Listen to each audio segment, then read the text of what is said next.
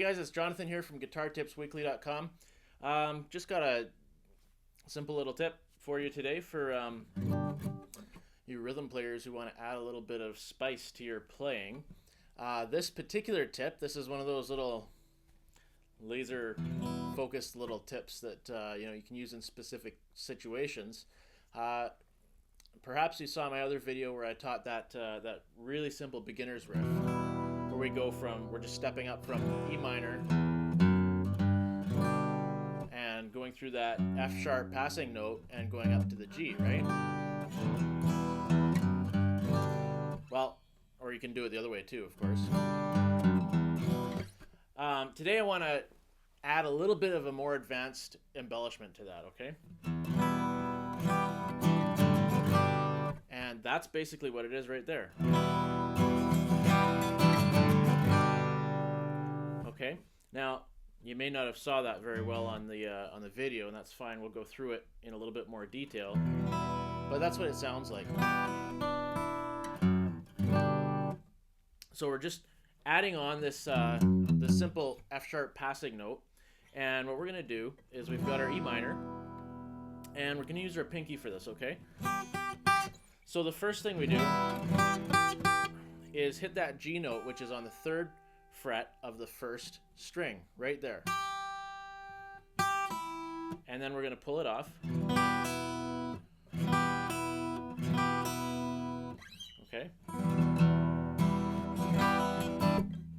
And then on the upstroke, we're going to catch, that's a D right there. 3rd fret of the 2nd string, okay, right there, and then of course we're going to use the open note there as well. Now keep in mind the open notes, of course, belong in the E minor chord, right? I'm not playing anything here, so those 3 strings are already open, so those are fair game in terms of using those notes for whatever you want. We're just really just adding on these 2 notes on the 3rd fret here on the 1st and 2nd strings, okay?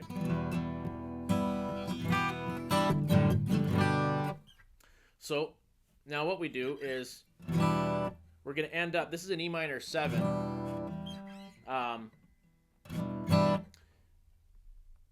Just a normal E minor. Normally, I guess an E minor 7 would be without the 4th string 2nd fret. But I'm keeping that note on there. It's just another E, really.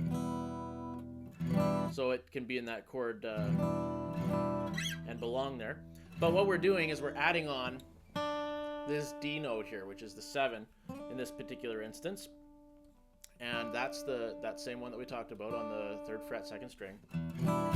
So after we go, then we're going to strum through the E minor 7 and then bring it back in with our passing note and come up to the G, okay? So we hold on that E minor 7 as we strum through the chord, okay? So, give you an idea how this can be used. The key of A.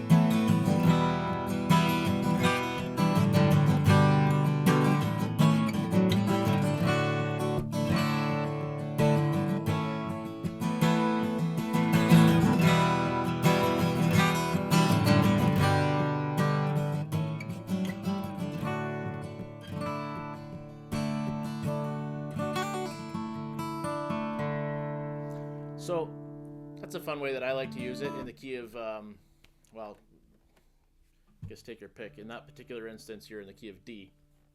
But you can use it pretty much anywhere you're going to find a, I did mention key of A actually, by the way, when we were going through there, and it's not in the key of A, it's key of D. Slip of the tongue. But key of D, key of G, wherever you find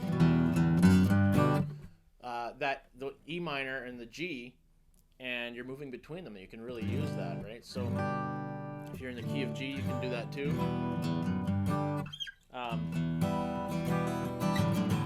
Sounds good, but that little D, A, E minor, G, A, D progression sounds really good when you throw in that that fun little riff. And And just in case you're wondering, yes, I was playing around on that A. I'm gonna have to go look through my other videos. I've talked about these before, these inverted thirds. They're a lot of fun. Excellent for playing off that A on, but I don't have time in this particular video to dig into those more deeply. So you can find that one on GuitarTipsWeekly.com. And it's Jonathan here from GuitarTipsWeekly.com. You can enter your name and email address, and we'll go through one of these types of lessons roughly once a week. It's a lot of fun. If you're on YouTube, hit the subscribe button, and we'll see you again next time.